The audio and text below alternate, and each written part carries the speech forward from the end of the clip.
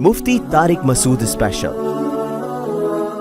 خلا جو ہے نا، عورتیں کو جو خلا کا شریعت نے حق دیا ہے، مطلب کیا ہے خلا کے حق کا؟ مطلب یہ ہے کہ عورت شوہر کو راضی کر لے کہ جو مہر تم نے ہمیں دیا تھا وہ مہر واپس لو اور میری جان چھوڑ دو، تو شوہر چھوڑ دے، طلاق دے دے، یا منہ سے کہہ دے میں نے خلا دے دیا، یا یوں کہہ دے مہر دو اور میں نے تمہیں چھوڑ دیا، کوئی بھی ایسا لفظ بول دے جو نکاح ختم کرنے پر دلالت کر رہا ہو، لیکن چھوڑے گا میاں ہی، کورٹ نہیں چھوڑ سکتی۔ جج صرف اپنی بیوی کو طلاق دے سکتا ہے، دوسروں کی بیویوں کو جج طلاق نہیں دے سکتا۔ پھر یہ اس کا مطلب کیا ہوا کہ اسلام نے عورت کو خلا کا حق دیا ہے؟ اکثر یہ جملہ کہا جاتا ہے نا کہ اسلام نے عورت کو خلا کا حق دیا ہے۔ جب مرد کی پرمیشن کے بغیر وہ خلا لے ہی نہیں سکتی تو حق دینے کا مطلب کیا ہوا؟ پھر حق دینے کا مطلب یہ ہے کہ اسلام سے پہلے جو آسمانی مذاہب تھے، اور اب بھی ان میں یہ دستور ہے کہ عورت کے لیے مرد سے طلاق لینا، طلاق مانگنا یہ بہت بڑا جرم سمجھا جاتا تھا۔ آج بھی عیسائیوں میں طلاق کا کانسیپٹ نہیں ہے، یہودیوں میں بھی نہیں ہے۔ اللہ میاں نے عورت کو یہ رائٹ دیا کہ اگر تمہیں اس مرد کے ساتھ تمہارا گزارا مشکل ہے تو زبردستی اسلام تمہیں چپکنے کا آرڈر نہیں دیتا، تم شوہر کو منا کے اس سے ڈیورس لے سکتی ہو، ایسی صورت میں تم گناہگار نہیں ہوگی۔ اب بلا وجہ مانگ رہی ہو تو گناہگار ہوگی۔ اب سوال پیدا ہوتا ہے کہ جب مرد نے ہی چھوڑنا ہے تو عورت مانگے گی، وہ دے گا نہیں، تو فائدہ کیا ہوا ایسا حق دینے کا؟ اس کا جواب یہ ہے کہ نارملی وہ دے دیتا ہے۔ عام طور پہ بہت کم ایسے کیسز ہوتے ہیں کہ اس کو اس کا مہر واپس بھی مل رہا ہو اور پھر بھی وہ ڈیورس نہ دے رہا ہو، لیکن نہیں دے گا تو نہیں دے گا، پھر زبردستی علیحدگی نہیں لے سکتی وہ۔ یہ بات سمجھنے کے لیے نا ہمیں اس زمانے میں جانا پڑے گا جس زمانے میں اسلام کے تمام احکام پر عمل ہو رہا تھا۔ میں ابھی اس زمانے میں جاؤں گا، پھر آپ کو سمجھ میں آئے گا کہ یہ کیا مطلب ہے اس کا خلا کا حق، کیونکہ ہم اس زمانے میں بیٹھ کر اسلامی احکام پہ ڈسکشن کر رہے ہوتے ہیں، جبکہ اس زمانے میں ہم نے اسلام والے احکام کو پورے طور پر لیا ہی نہیں ہے۔ ہم نے کچھ احکام ہندوؤں سے لے لیے، کچھ اسلام سے لے لیے، تو دونوں کی ایڈجسٹمنٹ ہو نہیں رہی ہے، اس لیے مسائل کھڑے ہو رہے ہیں۔ سمجھ میں آ رہی ہے بات کہ نہیں آ رہی ہے؟ اب پرانے میں جاؤں گا، لیکن پہلے دوسرا اشکال بھی اٹھا لوں، پھر میں پرانے زمانے میں انشاءاللہ 1000 سال پہلے ہم چلیں گے، پھر ہم دیکھیں گے وہ سوسائٹی کیسی تھی اور اس زمانے میں یہ احکام امپلیمنٹ ان کا کیسے ہوتا تھا۔ تو ابھی آپ کی جواب سمجھ میں نہیں آیا ہوگا، لیکن ہم ابھی پرانے زمانے میں جانے والے ہیں، ہم ریورس چلنے والے ہیں۔ میں دوسرا سوال اب اٹھاتا ہوں۔ دوسرا سوال یہ تھا کہ یہ کیا بات ہے کہ جی مرد جب کھٹک کھٹک کھٹک طلاقیں دے دے، اور عورت اگر مرد کو چھوڑنا چاہے تو چند صورتوں کے علاوہ جو بار بار کہتے رہتا ہوں، کوئی بیسک نان نفقہ ہی نہیں دے رہا، بیسک حقوق ہی نہیں دے رہا، وہ تو ایک الگ بات ہے، لیکن مرد جب چھوڑنا چاہے کھٹاک کھٹاک کھٹاک طلاق نکال دے، اور عورت جب چھوڑنا چاہے تو اس کے پاس یہ آپشن نہیں ہے، اس کا مطلب مرد نے عورت کو کیا بنا لیا ہے؟ غلام۔ خوب سمجھ لو، طلاق کا رائٹ مرد کے پاس آنا، اس کا یہ مطلب نہیں ہے کہ عورت مرد کی غلام ہوتی ہے۔ رشتہ ختم کرنے کا حق عورت کے پاس نہیں ہے۔ اس سے یہ کہاں ثابت ہوتا ہے کہ وہ غلام بنا لیا اس نے؟ اس سے تو یہ ثابت ہوتا ہے وہ اس کی بیوی جب بن گئی ہے تو اب قیامت تک بنی رہے گی، بیوی بنی رہے گی، غلام تھوڑی بنی رہے گی۔ بیوی بننے سے نکلنے کا رائٹ اس کے پاس نہیں ہے۔ اس کی مثال ایسے جیسے کسی کمپنی نے آپ کو بینک کا مینیجر بنا دیا، اور مینیجر بنا کے آپ سے ایگریمنٹ لیا کہ جب تک آپ مر نہیں جاتے آپ کو ریٹائرمنٹ لینے کی اجازت نہیں ہے۔ تھوڑے دنوں میں آپ کا دل بھر گیا مینجمنٹ سے، آپ نے کہا مجھے تم نے غلام بنایا ہوا ہے جو میں تمہاری مرضی کے بغیر چھوڑ نہیں سکتا، تو ہم کیا کہیں گے؟ غلام نہیں، تمہیں تو باپ بنایا ہوا ہے، ٹھیک ہے نا، تمہیں مینیجر بنایا ہوا ہے۔ ہاں، تمہارے پاس یہ آپشن نہیں ہے کہ تم واپس جا سکتے ہو، اس لیے کہ تم سے پہلے ایگریمنٹ ہوا ہے۔ فوج میں جو لوگ بھرتی ہوتے ہیں وہ باؤنڈ ہوتے ہیں چند سالوں تک کے لیے، اس دوران وہ آرمی کی جاب کو چھوڑ نہیں سکتے، تو اس میں یہ نہیں کہا جاتا کہ یہ آرمی کے غلام بن کے ہوئے میں۔ آپ کا کوئی اگر کسی سے ایگریمنٹ ہوتا ہے اور اس ایگریمنٹ میں آپ باؤنڈ ہو جاتے ہو، تو اس باؤنڈ ہونے کو باؤنڈ ہونا تو کہتے ہیں، غلامی سے تعبیر نہیں کرتے۔ غلامی کا مطلب تو جو یہ ہوتا ہے کہ سر کے بال سے لے کے پاؤں کے ناخن تک آپ ایسے کنٹرول میں ہے کہ آپ کا کوئی تصرف کا آپ کو حق حاصل ہی نہیں ہے. آپ جو کمائیں گے وہ بھی آپ کا نہیں ہوگا, آپ کے شوہر کا ہوگا. جیسے باندیاں جو کماتی تھیں تو ان کی کمائی ان کے مولا کی ہوتی تھی, باندی کی نہیں ہوتی تھی. غلام جو کماتا تھا اس کی ٹوٹل کمائی کس کی ہوتی تھی؟ اس کے آقا کی ہوتی تھی. جبکہ اسلام کہتا ہے بیوی کی جو کمائی ہے وہ کس کی ہے؟ بیوی کی ہے. تو غلام تھوڑی ہو گئی. ہاں, یہ جو میاں بیوی والا ایگریمنٹ ہے اسے ختم کرنے کا رائٹ عورت کے پاس نہیں ہے. یعنی وہ بیوی ہمیشہ بن کے رہے گی, باندی کبھی بھی بن کے نہیں رہے گی وہ. تو یہ لفاظی کر رہے ہیں کچھ لوگ, میرا وہ کلپ گیا نا کہ اس کا مطلب وہ غلام بنا کے رکھے گا. بھائی غلام نہیں, وہ باؤنڈ ہے وہ, کیونکہ نکاح میں یہ خود بخود آٹومیٹیکلی ایگریمنٹ چھپا ہوا ہے. تبھی عورت کو منکوحہ کہا جاتا ہے اور مرد کو منکوحہ نہیں کہا جاتا. منکوحہ جس پر نکاح ہوا ہے. تبھی عورت اگر طلاق دیتی ہے, مرد عورت کو طلاق کا رائٹ دے دے نا, تو عورت مرد پہ طلاق نہیں واقع کرتی ہے, طلاق اپنے اوپر واقع کرتی ہے. نہیں آئی میرا خیال ہے بات سمجھ؟ مرد کو طلاق ہو ہی نہیں سکتی ہے کسی قیمت پہ. مرد جب بیوی کو کہتا ہے نا میں نے تمہیں ڈیورس کا حق دیا, تو بیوی یوں نہیں کہہ سکتی کہ میں نے تمہیں طلاق دی. نہ, مرد تو پہلے بھی آزاد تھا, اب بھی کیا ہے؟ آزاد ہے. تو طلاق تو آزادی کو کہتے ہیں نا, وہ باؤنڈ تھوڑی ہوا تھا. عورت ماتحت بنی تھی, غلام نہیں بنی تھی, لیکن ماتحت بن گئی تھی. تو مرد کو یہ اجازت ہے اپنی ماتحتی سے نکال دے اس کو. عورت کے پاس یہ رائٹ نہیں ہے کہ وہ جب چاہے مرد کی ماتحتی سے نکل جائے. تو یہ رائٹ اللہ نے مرد کو دیا ہے. تو اب مسئلہ یہ ہے کہ جب مرد کے پاس یہ حق ہے تو عورت اپنے آپ کو ماتحتی سے نکال کے طلاق اپنے اوپر واقع کرے گی, شوہر کے اوپر واقع نہیں کرے گی. کیونکہ وہ طلاق کا مطلب آزاد, عربی میں لفظ طلاق کا مطلب آزادی ہے. تو وہ ماتحت تھا ہی نہیں کہ تو آپ اس کو طلاق کیسے دے رہی ہو. آج یہ چیز بھی لوگوں میں کامن ہو گئی ہے. غیر مسلموں میں یہ لفظ سننے کو ملتا ہے, اس نے اپنی بیوی کو ڈیورس دے دی, شوہر کو ڈیورس دے دی. تو ہمیں تو ہنسی آتی ہے یہ لطیفہ سن کے, شوہر کو ڈیورس کیسے دے دی بھائی؟ اپنے آپ کو ڈیورس دے دی. اگر شوہر نے اس کو ڈیورس کا حق دیا ہے تو عورت جب ڈیورس دے گی تو دے گی کس کو؟ اپنے اوپر طلاق واقع کرے گی. آدمیوں پہ طلاقیں واقع نہیں ہوتی. ہاں, یہ ایک بات ہے کہ عورت کو مرد کا ماتحت بنا کے اسلام نے اس کی, لوگ کہتے ہیں انسلٹ کی ہے, بے عزتی کی ہے. کیوں ماتحت بنا دیا بھائی؟ دونوں کیا ہیں؟ سیم ہے, کوئی ماتحت واتحت نہیں ہے. یہ بات, یہ منجن ہے. یہ کیا ہے؟ منجن ہے. دنیا میں آزاد کوئی بھی نہیں ہے. ہر شخص کسی نہ کسی کا ماتحت ہے, ہر شخص کہیں نہ کہیں باؤنڈ ہے. ہم بھی, مرد بیوی شوہر کے ماتحت ہوتی ہے, تو کیا شوہر کسی کے ماتحت نہیں ہوتا؟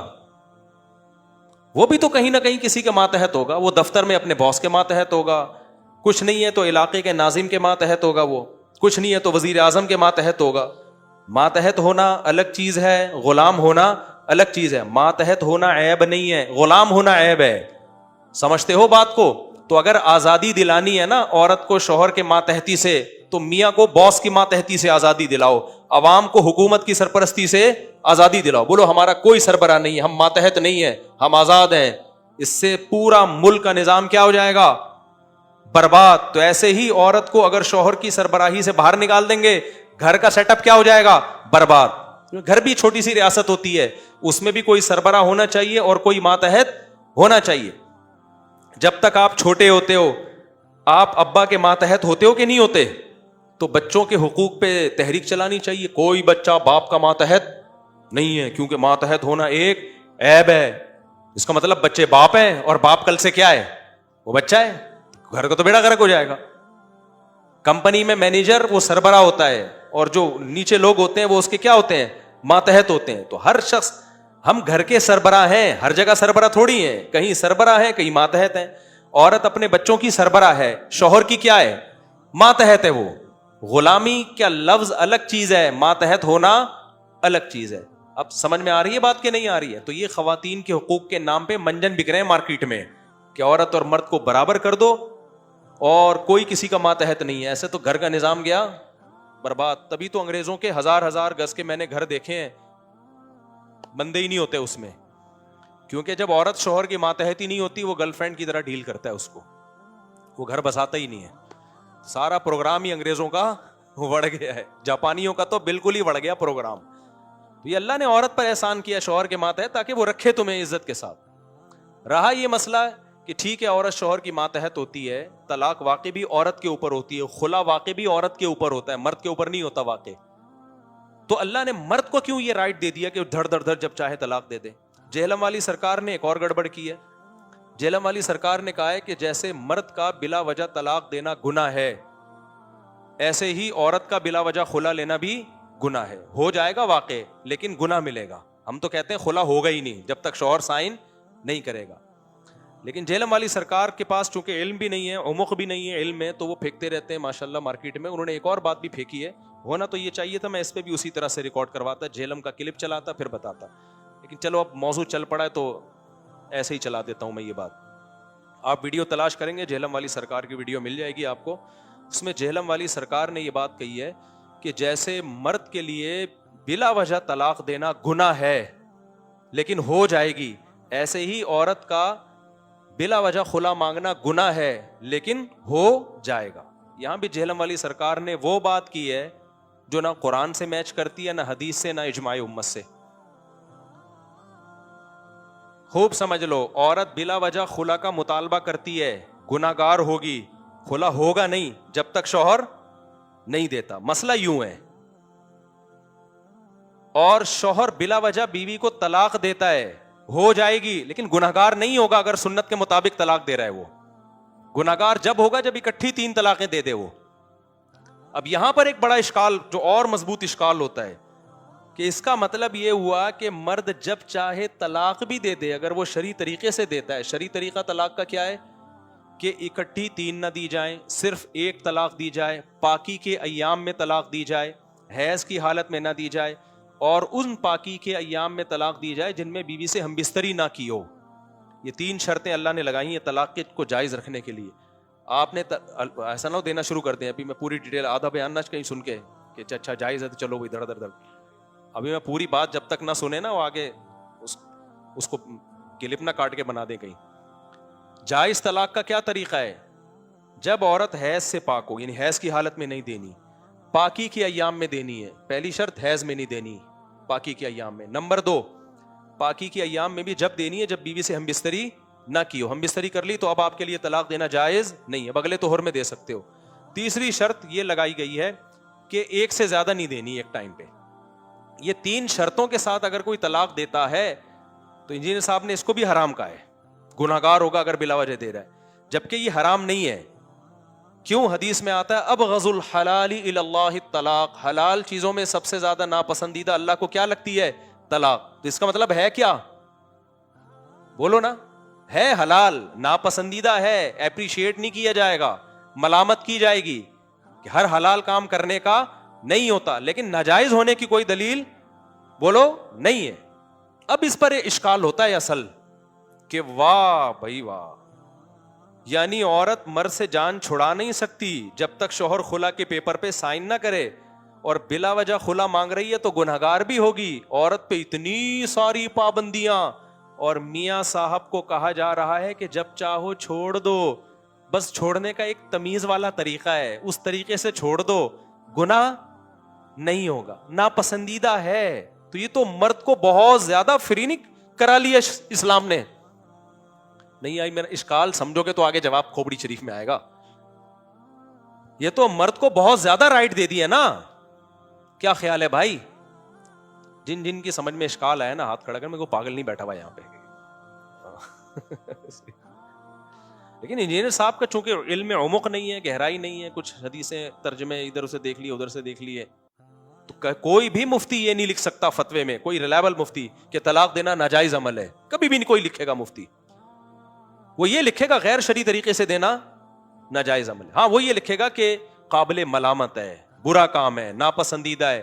گناہ کا لفظ کوئی صحیح مفتی ہوگا نا کبھی نہیں لکھے گا. کیوں؟ یہ پھر شریعت پر زیادتی ہو جائے گی.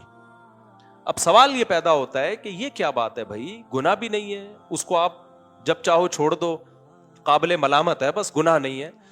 اس کا جواب یہی ہے کہ آپ اس سوسائٹی میں نہیں جاؤ, جب اسلام نے طلاق کے احکام دیے تھے نا, اس سوسائٹی میں آپ کو جانا پڑے گا, تو پھر جا کے یہ سارے احکام سمجھ میں آئیں گے.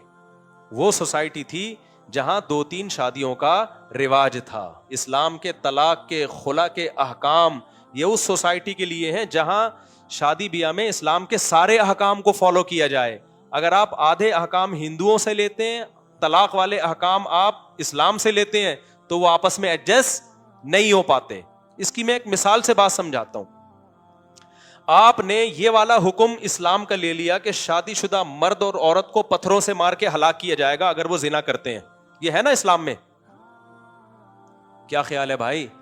اسلام میں حکم یہ ہے کہ شادی شدہ مرد اور عورت زنا کرے تو اور 4 گواہوں سے ثابت ہو جائے تو کتنی بدترین سزا ہے نا, کہ پتھروں سے مار کے کیا کرو, ہلاک.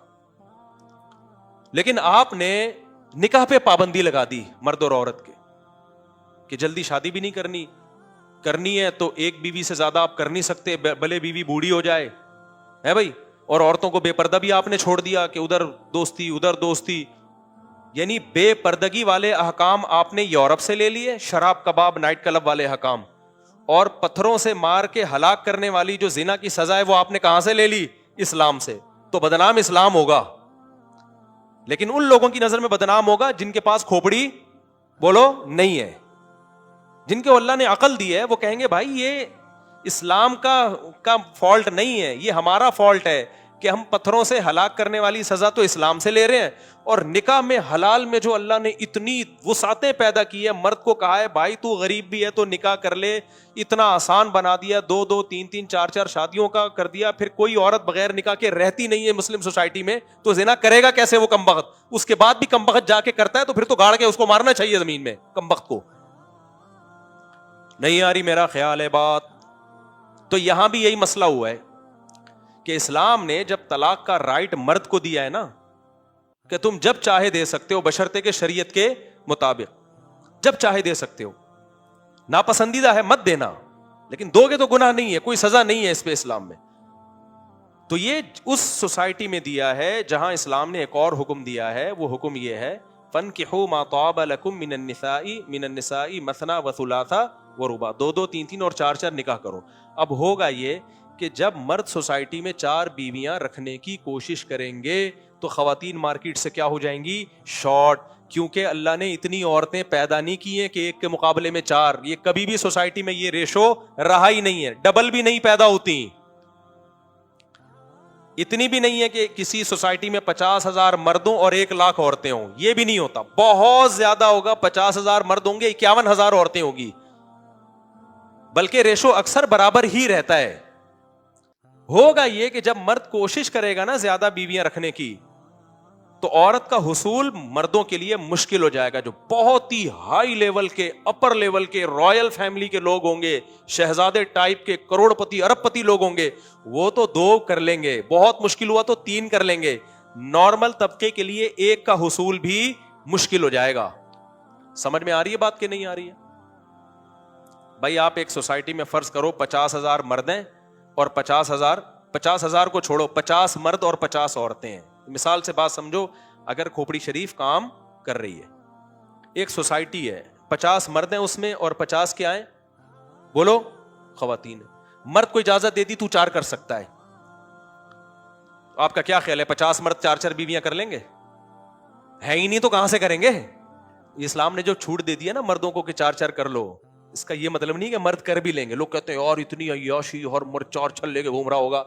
او بھائی یہ اسلام نے آرڈر دیا ہے سپلائی کے مقابلے میں ڈیمانڈ کو بڑھانے کے لیے, کہ اتنی عورتیں پیدا نہیں ہوتی ہیں, ڈیمانڈ ان کی بڑھا دو, کیونکہ سپلائی کے مقابلے میں جس چیز کی ڈیمانڈ بڑھتی ہے اس کی ویلیو بڑھ جاتی ہے. اب 50 مرد ہیں 50 عورتیں ہیں, ہر عورت اس قابل ہوتی ہے کہ اس کا نکاح ہو جائے کیونکہ اس نے ماتحت بننا ہے. ہر مرد اس قابل نہیں ہے کہ وہ کسی کو اپنی بیوی بنا لے, کیونکہ سربراہ میں کچھ شرطیں پائی جانی چاہیے کیونکہ وہ سربراہ ہے. اب ہوگا کیا کہ مرد جب عورت کی طرف نکاح کا پیغام بھیجیں گے, ہر مرد پیغام بھیجے گا تو عورت کیا کہے گی؟ وہ اکلوتے شوہر کو ترجیح دے گی اس شخص پر جس کی دوسری کر رہا ہو, کیونکہ عورت کا فائدہ اکلوتی بیوی بننے میں, بولو منہ سے پھوٹنا پڑے گا, اکلوتی بیوی بننے میں زیادہ. اس کو تھوڑی شریعت نے ترغیب دی ہے کہ تم کسی شخص کی 4تھی بیوی بنو, اس کو تھوڑی ترغیب دی ہے شریعت نے. وہ کیا کرے گی؟ وہ بولے گی بھائی میں پہلی والے کو ترجیح دوں گی, میں کیوں کسی کی دوسری بیوی بنوں. تو آپ کے جذبے 4 بیویوں کے وہ ادھورے رہ جائیں گے, آپ روڈ ہی ناپتے, آپ میری 4 شادیوں والی کتاب ہی لے کے گھومتے رہو گے, کیونکہ عورت کہے گی کہ یہ کتاب مفتی صاحب نے تمہارے لیے لکھی ہے, میرے لیے کوئی کتاب دکھاؤ جس میں لکھا ہو کہ کسی کی چوتھی بیوی بننا ثواب ہے. عورت کو تھوڑی ہے یہ, وہ اپنے لیے بہتر سے بہتر سوچے گی. وہ کسی کی دوسری بیوی جب بنے گی جب مرد کے اندر کوئی سرخاب کے پر لگے ہوئے ہوں گے, پھر وہ کہے گی بھائی یہ وہ سرخاب کے پر کروڑ پتی بھی ہو سکتا ہے, وہ عہدے کے لحاظ سے کوئی بہت بڑا آدمی ہو سکتا ہے, یا کوئی بہت مشہور سیلیبریٹی ہو سکتی ہے, تو اس بیس پہ ہو سکتا ہے وہ کہے کہ بھائی مجھے کنوارے کی نسبت نا یہ ایسی صفات والا انسان ہے جس کی میں دوسری بیوی بننا قبول کر لوں گی. اور 2-4 ان 50 لوگوں میں ایسے ہوں گے, بمشکل 2 یا 3 ایسے ہوں گے کہ عورت ان کی چوتھی بیوی بننا بھی قبول کر لے گی. وہ بہت ہی ہائی لیول کے ہوں گے, وہ پاکستان کے صدر بننے والے ہوں گے, آپ یوں سمجھ لیں, بہت ہی ہائی لیول کے ہوں گے. تو اب 4 شادیوں پر ہر آدمی نہیں قدرت ہوگی اس کو, بہت کم لوگ ہوں گے جو اس میں کامیاب ہو جائیں گے. ابھی تو اس لیے ہم جیسوں کی ہو رہی ہے کہ 2-4 لوگ ہی کر رہے ہیں یہ کام, اور ایک بھی نہیں کر رہے بہت سے مرد, ورنہ یہ آسان تھوڑی ہوگا سوسائٹی میں. اب ہوگا کیا کہ خواتین اب 2 جس نے کر لی 3 کر لی اپر لیول کے لوگ نے, تو ایک نارمل آدمی کے لیے ایک بیوی کا حصول بھی آسان ہوگا یا مشکل ہو جائے گا؟ بہت مشکل ہو جائے گا, کیونکہ جو بیوہ ہوگی طلاق یافتہ ہوگی وہ دوسری والی پہ بننے پہ راضی ہو جائے گی, وہ تیسری بیوی بننے پہ راضی ہو جائے گی. نتیجہ یہ نکلے گا کہ مرد کے لیے عورت کا حصول انتہائی مشکل ہو جائے گا. تو وہ پاگل ہے, اتنی مشکل سے ایک بیوی ملی ہے اسے طلاق دے کر اپنی ملکیت سے آزاد کر دے. وہ نہیں آئی میرا خیال ہے بات, اس لیے اسلام نے اس کو آپشن دے دیا کہ نقصان تیرا ہی ہو رہا ہے, تو چھوڑنا ہے تو چھوڑ دے, تو اس کے لیے تو 20 لوگ کھڑے میری شادی کرنے کے لیے, بیڑا تیرا غرق ہوگا. تبھی تو قرآن میں اللہ نے 3 طلاقوں پر جو پابندی لگائی ہے نا, اس میں اللہ نے یہ نہیں کہا کہ 3 طلاقیں دو گے تو بیوی پہ ظلم ہوگا. اللہ نے اس لیے پابندی لگائی ہے تم اپنے پاؤں پہ کلہاڑا مارو گے غصے میں آ کے. تبھی اللہ کہتے ہیں سورہ طلاق میں, ادھر توجہ کرے, سورہ طلاق میں جب اللہ تعالیٰ نے پابندی لگائی یا ایھا النبی اذا طلقتم النساء فطلقوهن لعدتهن, اکٹھی مت دیا کرو, ڈیوائڈ کر کے دیا کرو. آگے اللہ فرماتے ہیں لا تدری لعل اللہ یحدث بعد ذلک امرا, ہو سکتا ہے تمہیں بعد میں ندامت پیدا ہو تو جوڑ کی اللہ صورت پیدا کر دے.